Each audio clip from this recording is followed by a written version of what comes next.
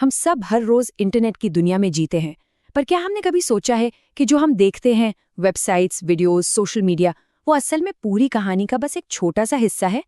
आज हम इस सतह के नीचे की उस छिपी हुई दुनिया में उतरेंगे जो हमारी पूरी डिजिटल लाइफ को चलाती है। देखिए, अक्सर हम वेब और इंटरनेट को एक ही चीज मान लेते हैं।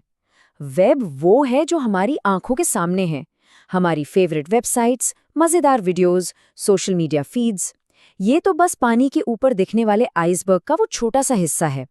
लेकिन इंटरनेट वो विशाल अदृश्य ढांचा है जो पानी के नीचे छिपा है और इस सब को संभाले हुए है। तो फिर असली सवाल तो यही है, क्या वेब और इंटरनेट एक ही हैं? और अगर नहीं, तो जब हम कोई वेबसाइट एड्रेस टाइप करते हैं तो पर्दे के पीछे ऐसा क्या जादू होता है जो उसे हमारी स्क्रीन पर ले आता है? चलिए आज इस रहस्य से पर्दा उठाते हैं। तो चलिए अपने पहले हिस्से से शुरू करते हैं। यहाँ हम वेब और इंटरनेट के बीच के इस कंफ्यूजन को दूर करेंगे और ये समझेंगे कि हमारी ऑनलाइन दुनिया सिर्फ वेब पेजों और लिंक से कहीं ज्यादा है। तो ये वर्ल्ड वाइड वेब, जिसे हम सब प्यार से वेब कहते हैं, असल में है क्या? सोचिए, ये इंटरनेट पे चलने वाला बस एक ऐप है, बिल्कुल वैसे ही जैसे आपके फोन पर कोई ऐप होता है।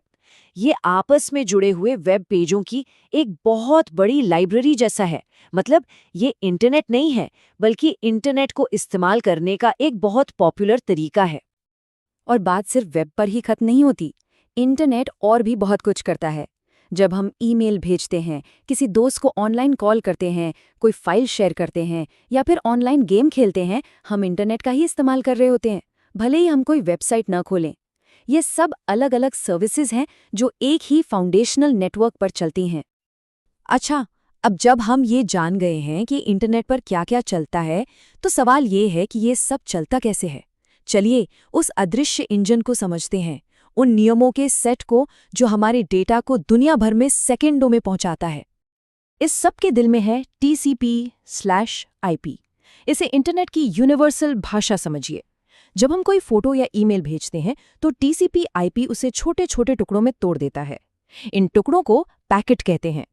हर पैकेट अपनी यात्रा खुद करता है और फिर मंजिल पर पहुंचकर वापस सही क्रम में जुड़ जाता है। तो ये पैकेट्स अपनी मंजिल कैसे जानते हैं? यहीं पर एंट्री होती है IP एड्रेस की। इंटरनेट से जुड़ा हर डिवाइस, चाहे वो हमारा फोन हो या लैपटॉप, उसे एक यूनिक IP एड्रेस मिलता है। ये बिल्कुल डेटा के लिए एक पोस्टल एड्रेस की तरह है, जो पक्का करता है कि हर पैकेट सही जगह पर पहुंचे। लेकिन हम लोग इतने सारे नंबर कहाँ याद रखते हैं ना? हम तो n.wikipedia.org जैसे नाम टाइप करते हैं। यहीं पर डोमेन नेम सिस्टम यानी DNS काम आता है। DNS इंटरनेट की एक बहुत बड़ी फोन बुक है। ये हमारे टाइप किए गए आसान नामों को उस वेबसाइट के असली IP एड्रेस में बदल देता है, जिसे कंप्यूटर समझता है। तो चलिए इस पूरी कहानी को एक साथ जोड़कर देखते हैं। हम वेबसाइट का नाम टाइप करते हैं, हमारा ब्राउज़र DNS यानी इंटरनेट की फ़ोन बुक से पूछता है, अरे इस नाम का असली पता क्या है? DNS तुरंत IP एड्रेस बता देता है। फिर हमारा ब्राउज़र उस एड्रेस पर एक रिक्वेस्ट भेजता है और वहाँ का सर्वर वेब पेज को हमारे पास वापस भेज देता है। और ये सब पलक झपकते ही हो जाता है। कमाल है ना? ये एक बहुत ही बड़ा और कॉम्प्लेक्स सिस्टम है। तो एक सवाल मन में आना स्वाभाविक है, इसका मालिक कौन है? इसे कंट्रोल कौन करता है? और इसका जवाब शायद आपको हैरान कर दे, कोई नहीं। जी हाँ, इंटरनेट का कोई एक मालिक नहीं है। कोई एक कंपनी या सरकार इसे कंट्रोल नहीं करती। ये असल में हजारों अलग अलग नेटवर्क्स का एक विशाल जाल है, जो अपनी मर्जी से एक दूसरे से बात करने और कुछ नियमों का पालन करने के लिए तैयार हुए हैं। हाँ, लेकिन सब कुछ अपने आप नहीं चलता। कुछ संस्थाएं हैं जो पर्दे के पीछे काम करती हैं ताकि कोई गड़बड़ न हो। IETF जैसे ग्रुप्स टेक्निकल नियम बनाते हैं और ICANN ये सुनिश्चित करता है कि डोमेन नाम और IP एड्रेस दुनिया भर में यूनिक और व्यवस्थित रहें। ये मालिक नहीं है, बस कोऑर्डिनेटर हैं। तो ये विशाल बिना मालिक वाला नेटवर्क आखिर बना कैसे? इसकी कहानी एक छोटे से सरकारी प्रयोग से शुरू होती है। इसकी जड़ें 1960 के दशक की एक अमेरिकन मिलिट्री प्रोजेक्ट ARPANET में हैं।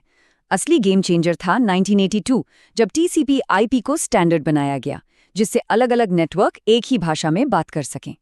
फिर 1990 में वर्ल्ड वाइड वेब ने इसे हम सब के लिए आसान बना दिया और 1995 तक ये पूरी तरह से कमर्शियल हो गया, जिसने हमारी दुनिया को हमेशा के लिए बदल दिया। और उसके बाद जो हुआ वो तो बस अविश्वसनीय था। सोचिए, 2005 में दुनिया की सिर्फ 16% आबादी ऑनलाइन थी और आज 2023 तक ये आंकड़ा बढ़कर 67% हो गया है। ये शायद इतिहास में किसी भी टेक्नोलॉजी का सबसे तेज विस्तार है। इसे एक और तरह से देखते हैं। 2022 तक लगभग 5.4 अरब लोग इंटरनेट का इस्तेमाल कर रहे थे। ये उस टेक्नोलॉजी के लिए असाधारण है जो कुछ दशक पहले तक बस मुट्ठी भर वैज्ञानिकों तक ही सीमित थी। लेकिन इस ग्लोबल कनेक्शन का हमारे समाज पर क्या असर पड़ा है, ये थोड़ा कॉम्प्लेक्स है। इसके फायदे भी हैं और नुकसान भी। सबसे पहले तो ये सच में एक ग्लोबल फिनोमिनन है। अब ये सिर्फ इंग्लिश बोलने वाली दुनिया तक ही सीमित नहीं रहा। आज वेब पर चीनी भाषा लगभग इंग्लिश के बराबर है और स्पेनिश और जापानी जैसी दूसरी भाषाएं भी बड़ा हिस्सा रखती हैं। इसने हमारे आपस में जुड़ने के तरीके को ही बदल दिया है। जैसा कि ये कोटेशन कहता है, इसने हमें तुरंत बात करने, नई कम्युनिटीज बनाने और उन लोगों से जुड़ने का मौका दिया है जिनसे हम शायद असल जिंदगी में कभी नहीं मिल पाते। पर इस जबरदस्त कनेक्टिविटी की एक कीमत भी है। दुनिया को एक साथ लाने से कुछ नए खतरे और कमजोरियां भी पैदा हुई हैं। मैलवेयर और वायरस जैसे खतरे अब ग्लोबल लेवल पे फैल सकते हैं। सरकारों और बड़ी कंपनियों द्वारा की जाने वाली निगरानी एक बहुत बड़ी चिंता बन गई है और कुछ देशों में इंटरनेट का इस्तेमाल जानकारी तक पहुंच को रोकने और बोलने की आज़ादी को कंट्रोल करने के लिए किया जाता है, जिसे हम सेंसरशिप कहते हैं। तो आखिर में सवाल यही बचता है, इंटरनेट ने दुनिया को जोड़ तो दिया, लेकिन हम इस कनेक्शन का क्या करेंगे? ये ज्ञान और अवसर का जरिया बन सकता है या फिर नियंत्रण और संघर्ष का मैदान? और ये चुनाव हम सभी को मिलकर करना है। हमारे साथ जुड़ने के लिए धन्यवाद।